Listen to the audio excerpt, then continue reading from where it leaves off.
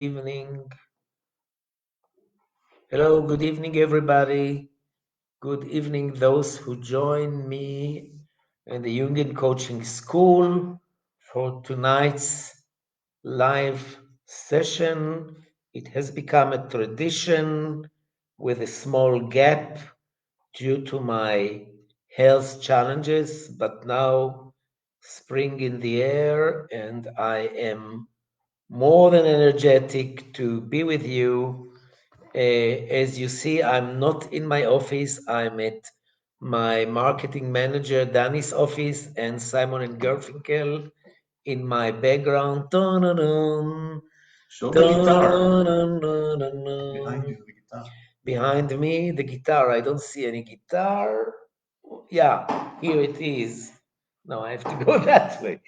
Anyway, it's a lovely office here, and we continue our Thursdays evening. It moved from Monday to Thursday. In the next month, we have some Israeli holidays and events, Independence Day, and then we will let you know in advance. Meanwhile, I see we have 14 people, 17 people. Hoş geldiniz, dobrodošli, welcome, kalosir sate. What other languages? Uh, welcome. We are going to speak today about Anima and Animus, quite a provocative paradigm, but very practical in coaching and in life. Today, I will survey the history of these two concepts and how they function in coaching. And in our next live, we will deal with a partnership and working in teams through the eyes of the anima and the animus from the masculine and feminine principles. 20 people in the corridor. Good evening to you all, and cheers.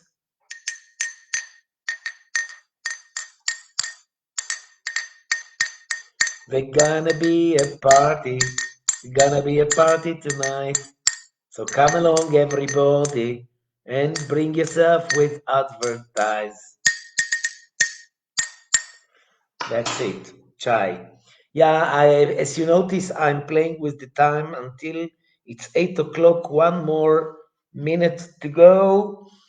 Good evening, everybody, and thanks for coming. First, for believing in my knowledge and in my communication with you.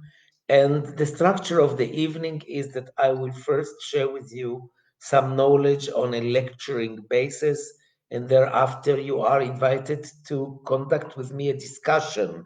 That is to say, not only come up with questions, but have your comments and statements, and I will seriously relate to you because I see you as colleagues, and the more you comment and respond, the more we will go wide and deep.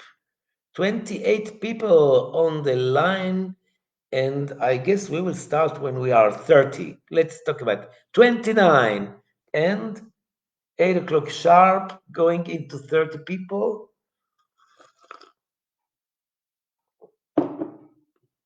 Yeah. Um, so, once again, good evening, 33 people. Good evening, everybody. Thanks for joining the live stream session about Anima and Animus. I just want to update you about latest news of the Jungian Coaching School. First of all, the international online coaching school has been running now for 3 months. We have an amazing class with people from Los Angeles, from New York, from New Jersey, from San Francisco, from Bratislava, from Kiev, from London, from York, from Tel Aviv, and a few other places. We are embracing internationally students, quite challenging. We start in the Israeli time in the afternoon till late at night, but for the Americans, it's early morning. Nevertheless, there is a beautiful structure to this program because, in addition to the students, we have a fantastic, vigorous, amazing team of assistants that are mentoring the students in between modules. The students graduated the first module of Introduction to Jungian Coaching and Symbolic Thinking. Then we moved into the second module of the ICF competencies to qualify the students to go by the end of the program successfully to become accredited coach, ACC by the ICF. And this month we are going to dive into the Jungian coaching, and we will do the feminine and masculine principle in practical. This will be the third module of the international online. We intend to open another class of international once we graduated and finished the first generation, and this will be in October. But guess what? We dearly recommend to you to join the first module that will be early in July, between the 8th and 11th of July 2021. And if you want to take this module as a one module solely, you will be accredited a CCE, and for €500, 4 days of introduction to Jungian coaching and symbolic thinking. If after this module you are happy and satisfied with what you learned and with the standard of the learning and the practical side of the coaching, you can automatically continue the whole program to arrive to diploma, and the €500 that you paid for the first module will be deducted from the whole tuition of the program. So you get two birds in one shot. This is about 8, 9, 10, 11 July, first module that we will run again in October for latecomers. In addition, we started to create the basis for the community of the Jungian Coaching School. Community means alumni, graduates. We have for about 300 people that graduated already in the various domestic schools, in the Slovene school, in the Hungarian school, in the Turkish school, and in the Greek school. And those graduates are really searching, striving for continuing studies and interaction. We will have a monthly supervision. We will have guest lecturers, Jungian guest lecturers that will enrich your knowledge. We will have a peer group of journal clubs, and all this will be included in a very symbolic fee. You will get, in my dreams, you will get a pin of the Jungian Coaching School. And once you become a member of the alumni community, you will feel that you are embraced, and you will be updated about our continuing development. Uh, what I'm very proud of is that although I started to teach Jungian psychology back in 1980, like 40 years ago, I still learn and I still update myself. And this will include also this evening's lecture about Anima and Animus. So all in all, this was an introduction, 5 minutes. To summarize the introduction, first module, 8th of July, for those who want to try. Once you liked it and you learned a lot in 4 days, you can continue to our second generation of the online Jungian coaching school. We intend to start the community with graduates, and here we start. I want to remind you this is an evening that is divided into two parts. Part one, I will lecture to you about Anima and Animus, and I will innovate to most of you because I want to speak about the origin of the concept.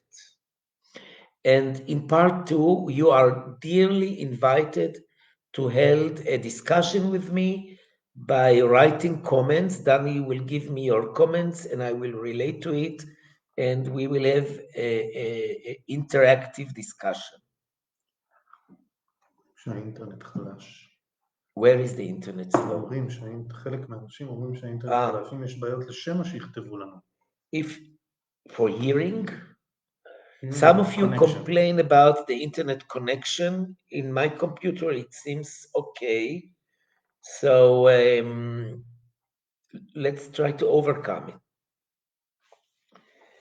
Okay. I would like to confess or share with you a current response that I get always, almost always, whenever I expose to students the paradigm of the animus and anima by Carl Gustav Jung. And the response is that mostly it never comes from men, but women among the class protest about usually women with feminist or women lib or me too, women who are very sensitive to equality between genders, refuse to embrace this paradigm, and in my opinion it always falls into a misunderstanding.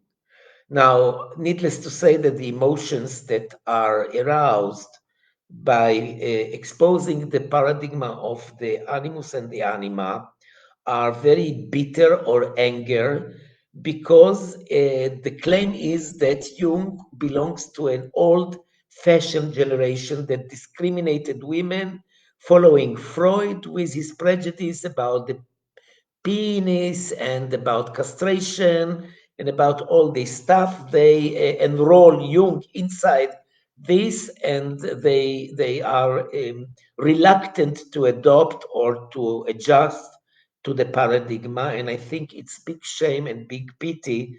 And I want to get your permission to go slowly and explain how Jung arrived to the concept of anima and animus, because what his wife wrote later in 1954, her book Animus and Anima, is a latest version of something that its roots starts back in 1913, 1916, when Jung was busy writing the what later became the Red Book, a dialogue with his self, with the self archetype. So Peter Bishop, a Jungian, in 1984, writes in his book, the name of the book is Jung, Eastern Religion and the Language of Imagination. He wrote that Jung visited India back in 1938, 1939, just a moment before the Second World War broke up. And Jung's first text relating to Eastern culture goes back to the Secrets of the Golden Flower that he wrote in 1932. In 1936, when his first works on Buddhism appeared, Jung was already 61 years old and wrote most of his genius works. Let's imagine 1938 flying with an airplane to India, and he didn't go by himself. He was accompanied by his secretary and his colleagues.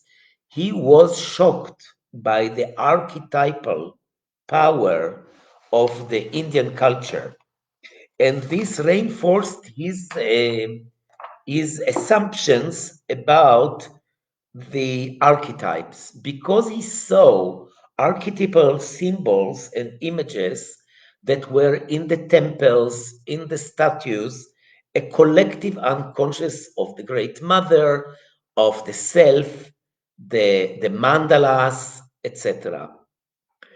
But prior to his flight and visit in India.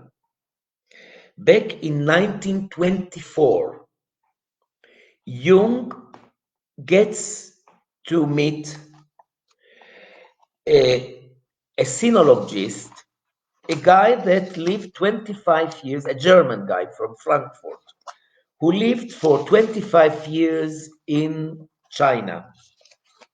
And the guy's name was Richard Wilhelm. He spoke fluent Chinese. And when he came to Germany, he brought the wisdom of the East to the West. Originally, this Richard Wilhelm was sent as a missionary to convert the Chinese people into Christianity. This was not a solely attempt. In India, it was done by the Portuguese Inquisition a century before. So there was an attempt of Christianity to penetrate the East. And he innocently was subsidized by the Christian church to arrive to China and to convert Chinese people into Christianity. But what happened was the opposite. He was impressed by the Chinese wisdom and the Eastern culture. He learned and he spoke fluent Chinese, and he came across a book that is called I Ching. I Ching, a book of the change, that is a kind of an oracle, a kind of a technique to predict a person's future. Now we will come back to this I Ching that Jung wrote the introduction to the German version that was translated by Wilhelm Reich. So I'm taking you 10 years before Jung arrived to India, where Jung is exposed to the Chinese Eastern wisdom. Now, being a psychiatrist and a scientist, and arriving from a family where there were 6 priests, including his father, Jung was a Westerner. He was brought up by the German philosophy, the German Christianity, and the Western culture. And the idea about God in the West was that God is the divine creator of the world. In this, we are embracing now all the Jews, the Christians, and the Muslims. And the idea that all these religions claim is that God has the knowledge, the wisdom, and He is the creator, He is the initiator, He is the planner, He is the organizer. God is the powerful and knowledgeable center. Or as a metaphor, God is a clockmaker. And when you say clock, you say that there is a system, and if the clock is broken, which means the world is broken, it is expected to be repaired. So the priests and the people need to learn the knowledge of God. You do understand that we are congruent, we are focused, we have to follow what was given to us in a very structured way.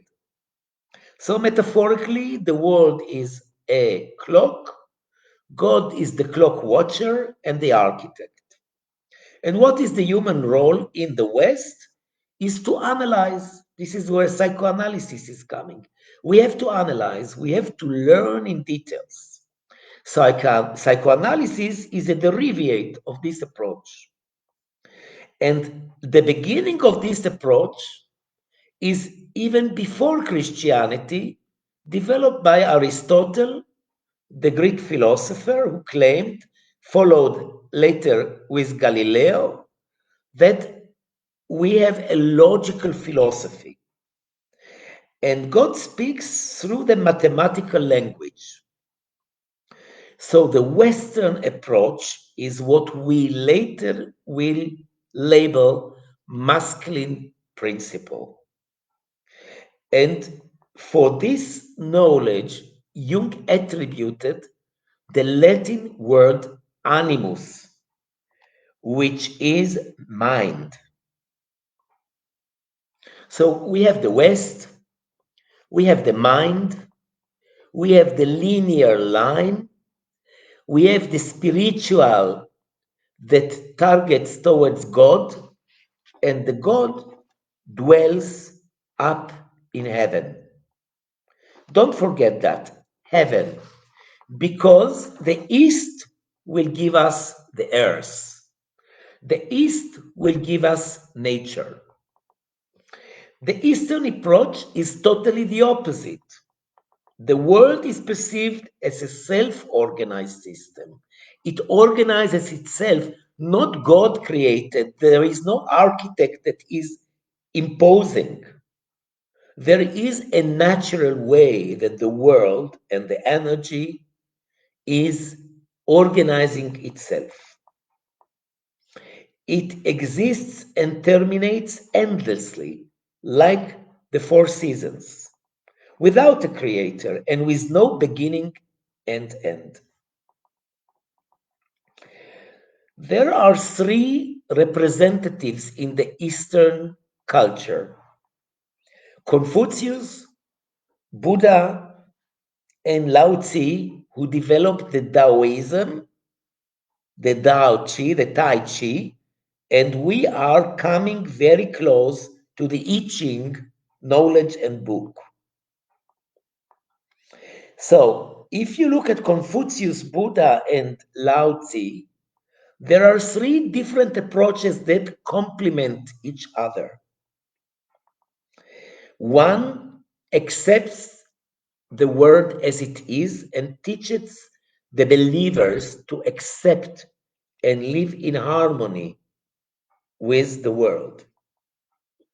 The other one is to be very precise, learn the laws of nature and live accordingly.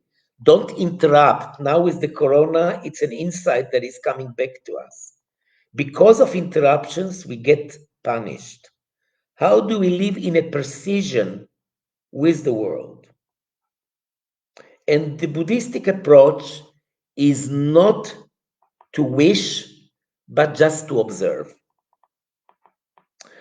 Out of this wisdom, in ancient China, there was a kind of a game that is based on very, very profound knowledge that starts with the idea of yin and yang.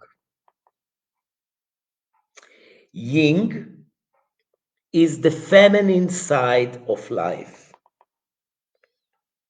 and yang is the masculine side of life. So when Jung in 1924 discovered the yin and yang through the I Ching, that in a very while I will explain to you how this corresponds or connects, he understood that he brings the West and he needs to welcome, to assimilate, to integrate, to bridge the Eastern wisdom, which brings along the two different psychic database of yin, femininity, and yang. I will not go into the I Ching. I just want to show you, the yin and yang symbol. And I want to show you, this is the I Ching book that was translated to German and thereafter to English. And let me show you something that was really amazing for me. This is Earth here. This is Earth. You see, there are three signs of the yin that show a line that has a path in between. Very difficult to sit upside down here, the path. And this is in Chinese earth, where the sky is this three lines masculinity. Where it is? Upside down here.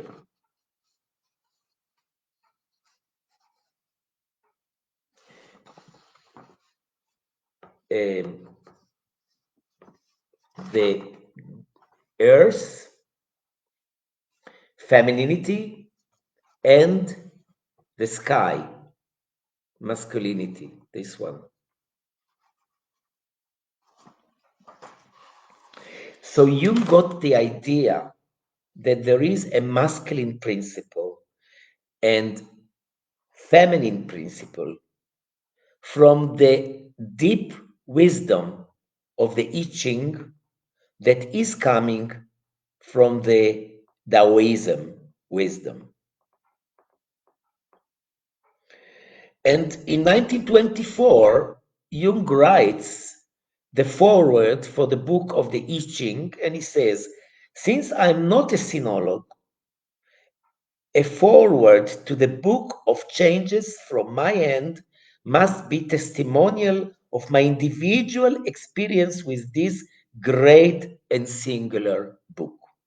He started to play and to understand the deep wisdom of the I Ching that consolidated for him the understanding that according to the Eastern culture, life is a combination, is a synchronous harmony between what is attributed to the feminine and what is attributed to the masculine principle. Now, please notice up until now, not even once did I mention men or women. I did not relate up until now to gender. Why? Because these qualities of masculinity and femininity dwell in both sexes, in both genders. Both men and women have the potential of masculinity and femininity as a psychological approach or database. However, biology is challenging us. If you were born a woman, your biological anatomic body will correspond with the feminine principle. Because, for example, one of the characteristics of femininity is circulation. Circulation of day and night, circulation of the four seasons of the year, circulation of the sea that comes up and withdraws, circulation of the moon. This is why the feminine principle is symbolized by the moon. And since the moon arrives at night, the night belongs to the domain of the femininity. And since the night is dark, you need to guess. You need to use your intuition. You need to live in obscure and ambiguity. All these psychological traits belong to the feminine principle. Do men live under the feminine principle? Of course, yes. But our biology as men is different. We shoot our sperm, get our orgasm, and we finished. A woman gets a circulation of orgasms. The anatomy and biology of the woman by gender is closer to nature. And this is why we say Mother Earth.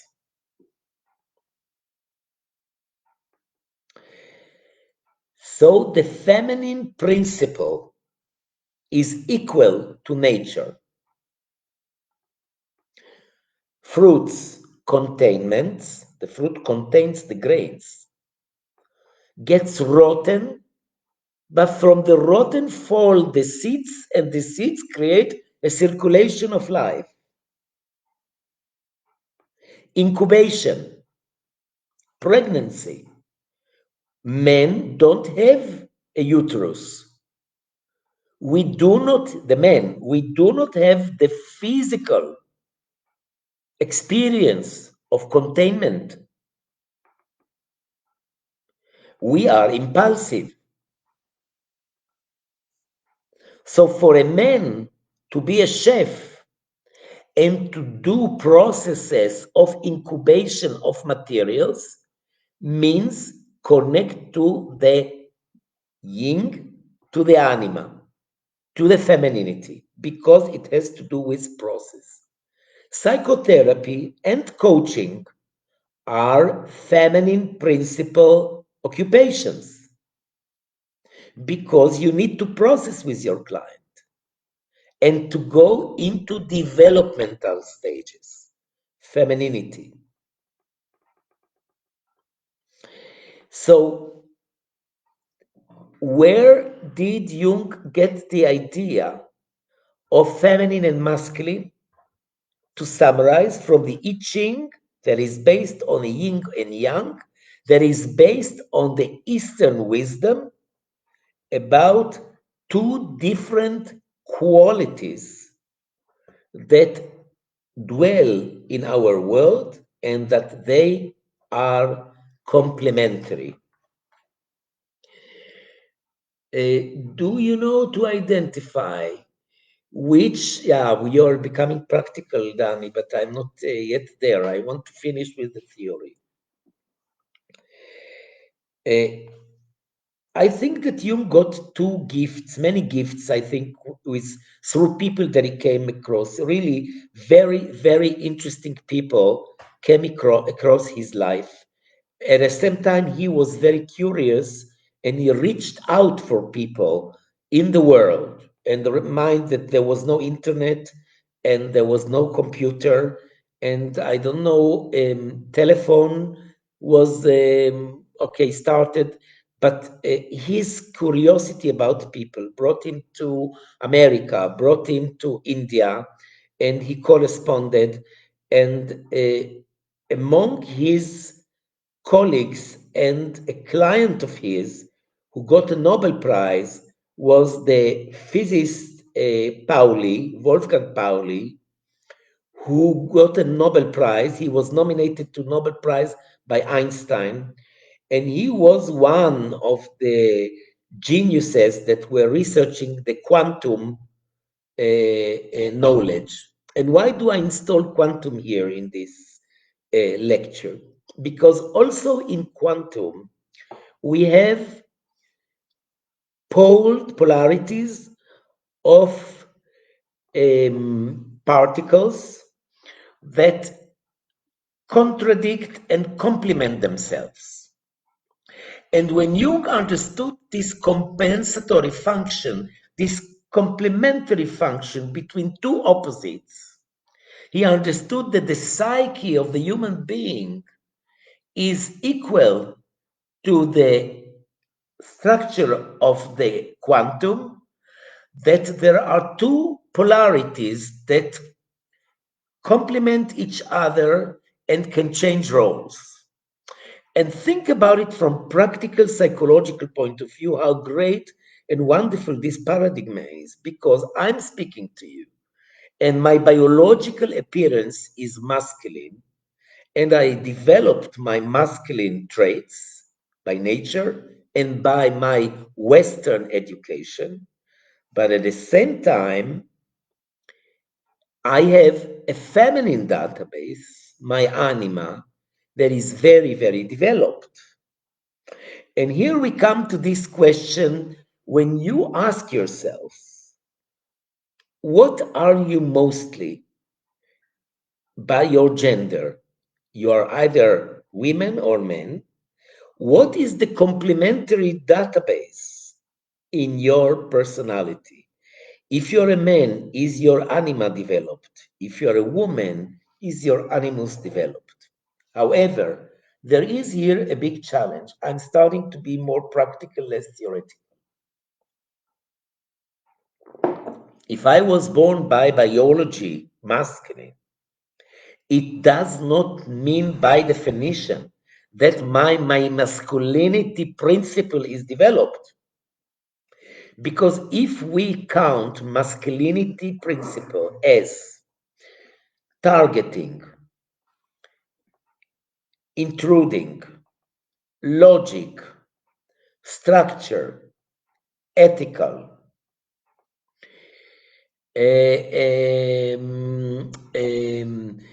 knowledge, wording, language, everything that is under the light of understanding, not necessarily by being masculine by gender, this database is developed.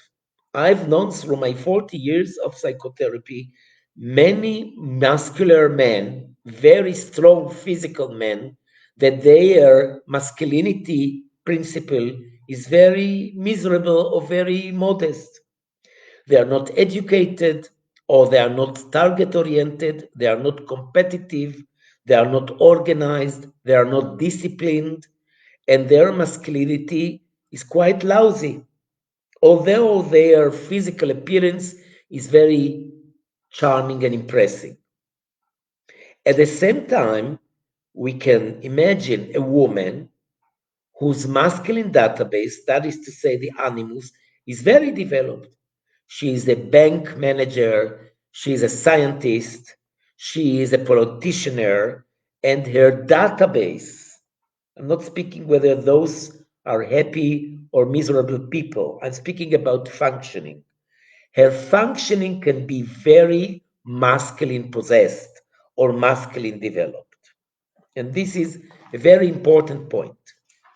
So, if you understand the paradigm, on the conscious level, we have the physical appearance, the gender, a man and a woman. But in the unconscious, we have the potential. If it's a woman, her femininity can be either developed or underdeveloped, and her animus can be developed or underdeveloped. Same with men by gender. If the man, his masculinity can be developed or underdeveloped, and he can have an anima that is developed or underdeveloped. In our next live face evening, we will discuss the issue of partnership in business and team working in corporation, and how anima and animus can predict good collaboration, conflict resolution, decision making according to the standard of development of the anima among the executives who are men by gender, or the animus of the managers who are feminine by gender. Write to me names of people that are famous, and we can analyze together what is our impression about the anima and about the animus. It depends on the person. So Merkel, is her animus developed? How is her femininity? Bibi Netanyahu, the trickster, is his masculinity developed according to the psychological traits? I'm not speaking about his physical appearance. And how is his anima? And who is controlling over whom when politicians live with partners? I know that the Serbian prime minister or president, I think the prime minister, she's lesbian. How is her animus is it developed versus her femininity, and so on. שואלים על מרקל. People ask about Merkel. Well, I'm just reflecting with you with not too much confidence. I don't know about her private life. I know that her persona is very modest. I know that she was brought up in East Berlin, East Germany, under the communist, very, very tough education and regime. For sure, her animus is extremely developed. I think she's structured. I think she's target oriented. I think she's very ethical. How is her femininity in the deep sense? For example, in femininity, we have nurturing. We have in femininity containment. We have in femininity processing. I think it's both very developed at the same time. And this is something that I wanted to point out.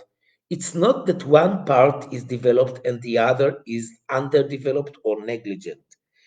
People who are brought up with a high standard of awareness, people who like to develop themselves and show curiosity, very likely will develop both poles, their masculinity and anima or femininity and animus.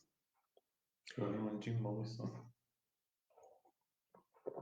Jim Morrison, you have to tell me when you ask about somebody a few sentences about the person, and then we can analyze. Jim Morrison was, if I'm not mistaken, was a singer who died of consumption of drugs. In Jungian terms, consumption of drugs is a spiritus sanctus, which means using chemical material in order to lift yourself up. Usually, we use drugs as a substitute to spirituality. This is a quote from Jung in his book Dreams, Reflections, and Memories.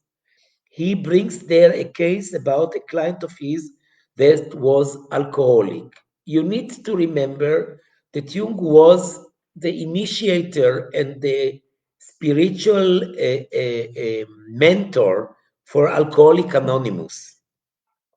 So if I'm not mistaken, and Jim Morrison used he used what? סולן של התלתות. Yes, but what did he die from? I think he died of drugs. If he died of drugs, it means that he suffered of lack of the masculine principle of spirituality. And usually when you fall into the shadow of materialism and you consume a lot of hedonistic activities, the balancing between the materialistic, which is the negative side of femininity, it goes to alcohol, to drugs, to sects, to extreme religiosity, and it needs to be balanced by the positive side of materialism to be well situated on earth. But when you fly too high, then you are addicted to the negative side of masculinity, the masculine principle. Pablo Picasso. What are we going to do? A kaleidoscope of personalities. Pablo Picasso is known because of his creativity, a well-known artist. Rumors say that he was beating the women in his life. That is to say that, okay, let me take a breath of air and explain to you about artists. And here I quote Jung's preferred student, Erich Neumann, in his book about creativity. Erich Neumann says that the artist is the anima of society. the artist has a role, a social role. He is the spirit of society, and therefore, usually the artist will pay high price by sacrificing his own personality for the service of the people. Look at Tchaikovsky. Look at Dostoevsky, who fell into drunkenness. He was drunk. Look at Dostoevsky, that I think committed suicide finally because he couldn't come out with his homosexuality that was hidden. Look at Leonardo da Vinci, who was hidden or gay. Why artists in many, many percentage are gay? Because they are totally possessed by their femininity, by their anima. And if we go to Pablo Picasso, uh, if it indeed he was aggressive to women that he lived with, it means that on the one hand, he benefited from his anima for creativity, for processing, for breaking the rules and looking for inventions. And we know the surrealism that he was one of the leaders, but at the same time, uh, being hysterical, arriving into aggression, being very physical, would be the negative side of femininity. Good evening, Alev, Yakshamlar, Patlak. What do you think about Carl Gustav Jung? You know his life in details. Wallah, this is a very good question. This is a very good question. Jung lived openly in the 30s of the previous century with two women, with his wife, Emma Jung, mother of his five children. I think there were five. And at the same time with Tony Wolff, who was Jewish, who was a Jungian analyst, that he lived with her and his wife at the same street. When Jung died, there is a movie that you can see Emma and Tony Wolff walking engagé out of the cemetery. And Jung said that she was his anima. So the guy was a genius. He was very developed in his masculinity. He was a physical man. He was engraving in the stone, but at the same time, his anima was extremely developed. He painted amazing mandalas. He built with his two hands his house in Kustnacht on the lake of Geneva. And I think he was very much connected to his unconscious, with active imagination. He was, if there are many, many movies on the YouTube, you just need to write Carl Gustav Jung and you will see his way of living. And I think that eventually he was very balanced. I think eventually that he arrived into a balancing. I have to share with you something very personal. I'm back now into Jungian analysis. I started the Jungian analysis after many years that I was not in analysis. And guess what I'm dealing with now is about getting old. And my analyst, Jung analyst, she sent me to read in the memoir what Jung wrote about becoming old, and that we have to discover our anima anew. And maybe I will share with you something private that goes in this niche. Um, when I started a month ago my Jungian analysis, my analyst told me, Avi, you have to remember dreams.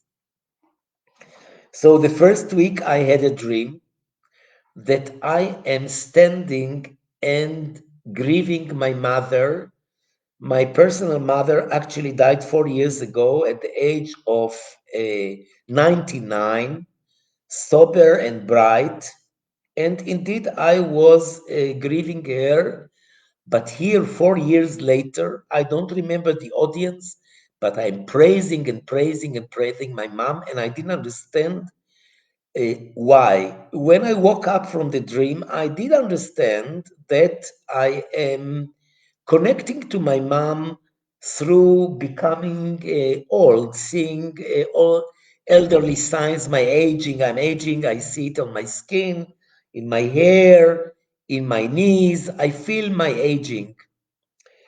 But my Jungian analyst told me, Avi, do you know the movie Chaos by the brothers Tobias? And I said no. And then she said it's about an old guy that is coming back to his village, home village, to visit his home of childhood. And he's asking a local guy that knew the family to lead him to the house where he finds an armchair and he sits. This is his mother's armchair. And suddenly his mother appears. And the whole movie is a dialogue with the mother. And the outcome, and also she gave me an article that she wrote about it. The outcome is that when you get old, you have to re-establish your anima anew. And when I say re-establish your anima, it means how do you deal with your age emotionally? When you are impotent, when you are incapable, when you need to slow down, slowing down is feminine, when you need to process, when suddenly you see all your life as a cycle and you have a perspective, and this perspective gives you depth, and the depth is femininity. The depth is femininity. So, Jung's life and my life and the anima when you become old. Thank you, Avi. It's amazing. Last question, I promise. What about Freud? Well, Freud was hysterical personality, this genius. And this means he used to fall into his negative side of the feminine principle. It is said that twice he lost his senses. Once in the memorial day of his mother, he went to the grave, to the cemetery, and when he came out, he lost his consciousness. And the second time reported when he was on the boat with Carl Gustav Jung on a trip to New York. And in the morning, he came in breakfast and he shared with Jung a dream. And when Jung wanted to take the dream further to the collective unconscious, Freud got so angry and lost his senses. So, on the feminine side, he was uh, impacted by the negative side of femininity. Um, we know, that there is a book that was translated recently into Hebrew, all his letters. If you read his letters, he was a very intellectual person, Freud. So that is to say that his masculine intellectual side was very developed. I don't know how developed was his masculinity in the sense of he was very structured. He was a medical doctor, so I think it was quite developed, his masculine side. Many children, a very loving father, very devoted father. But at the same time, we see some anal traits like stinginess and calculations that go to the negative side of masculinity.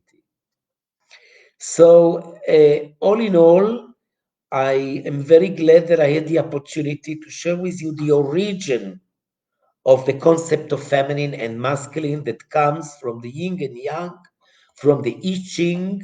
Read about it, and you will understand that it is a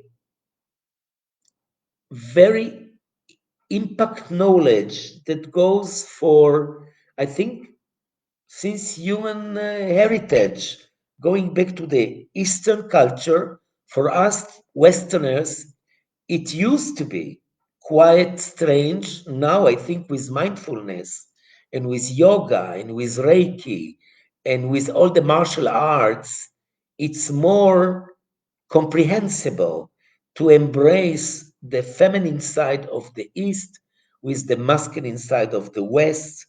And in our next